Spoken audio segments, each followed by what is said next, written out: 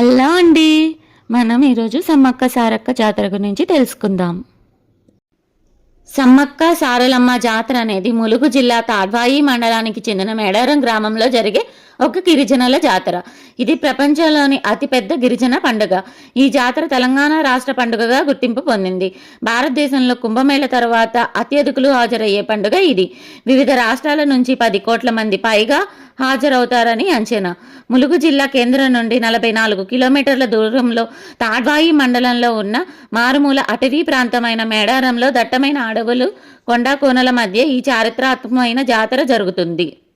సమస్త గిరిజనుల సామర్థ్య దేవత, కష్టాలు కడతీర్చే కలియుగ దేవతలుగా, ఆపదల్లో ఉన్న వారిని ఆదుకునే ఆపద్బాంధవులుగా, కేవలం తెలంగాణలోనే కాక అఖిల భారతదేశంలోని వనదేవతలుగా పూజలు అందుకుంటున్నారు ఈ సమ్మక్క సారలమ్మలు.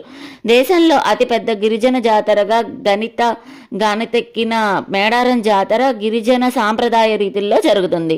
తెలంగాణ రాష్ట్రం నుండే కాక పొరుగు రాష్ట్రాలైన ఆంధ్రప్రదేశ్, మహారాష్ట్ర, మధ్యప్రదేశ్, ఒడిశా, ఛత్తీస్గఢ్, జార్ఖండ్ రాష్ట్రాల నుండి కూడా లక్షల కొద్ది భక్తులు తండోపతండాలుగా తరలి వచ్చి మొక్కులు చెల్లించుకుంటారు.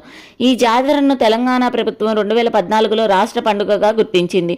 ఉమ్మడి ఆంధ్రప్రదేశ్లో 1996 రాష్ట్ర పండుగగా అప్పటి ప్రభుత్వం గుర్తించింది.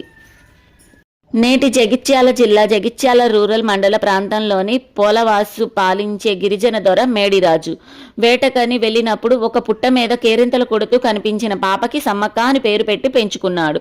సమ్మక్క వారికి పుట్ట మీద కనిపించే సమయంలో చుట్టూ పులులు, సింహాలు ఆమెను రక్షణగా నిలవడం చూసి ఆమెకు దైవాంశ సంభూతురాలుగా భావించారు.